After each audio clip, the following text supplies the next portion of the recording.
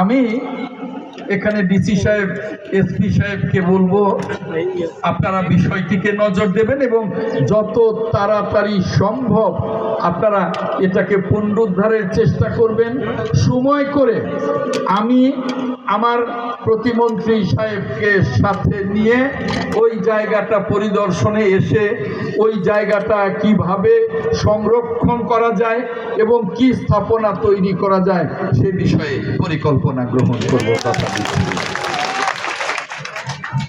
আমার নেতা মাননীয় এলজিআরডি মন্ত্রী আজকের যিনি প্রধান অতিথি ছিলেন তিনি চা বাগান সম্পর্কে কিছু কথা বলে গেছেন।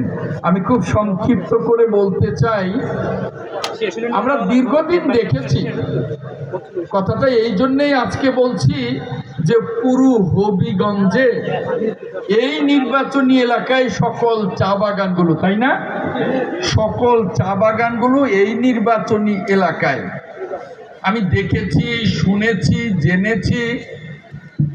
এই চা বাগান সহ সরকারের নিয়ন্ত্রণে যে শিল্প কারখানাগুলো থাকে, আমার মুক্তিযুদ্ধ মন্ত্রণালয়েও এরকম ওই মুক্তিযোদ্ধা কল্যাণ ট্রাস্টেও আমি দেখেছি, যেগুলো সরকারের নিয়ন্ত্রণে থাকে সেগুলোই শুধু ক্ষতিগ্রস্ত লস প্রজেক্ট হিসেবে তৈরি হয়, আর সেগুলোকে যখনই প্রাইভেট সেক্টরে দিয়ে দেওয়া হয় তখন সেগুলো লাভজনক প্রতিষ্ঠান হিসেবে পরিণত হয়।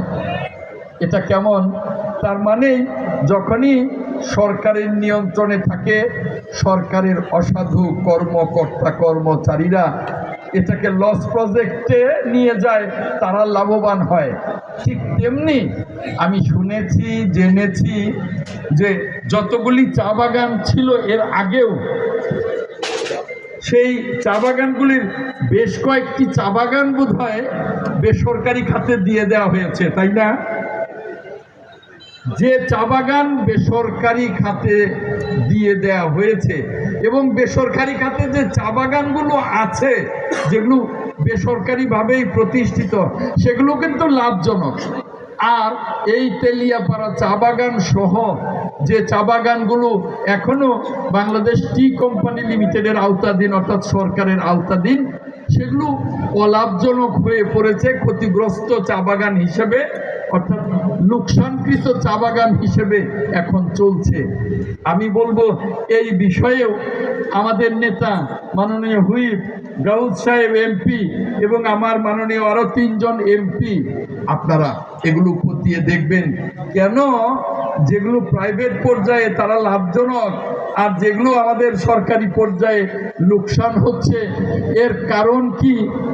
আমি তো জানি যে এই তেলিয়াপাড়া চা বাগান সহ অন্যান্য যে চা বাগানগুলো আছে আমরা যদি ঠিকমতো পরিচর্যা করি, ঠিকমতো এর প্রশাসনিক দিকগুলো দেখি, এগুলো অবশ্যই লাভজনকে পরিণত হবে। এবং এর সাথে জড়িত কত চা শ্রমিকেরা রয়েছেন এবং আরো কতজন আছেন, তাদেরও এখানে জীবন জীবিকার প্রশ্ন, তাই না? এই বিষয়গুলো আপনারা অবশ্যই দেখবেন।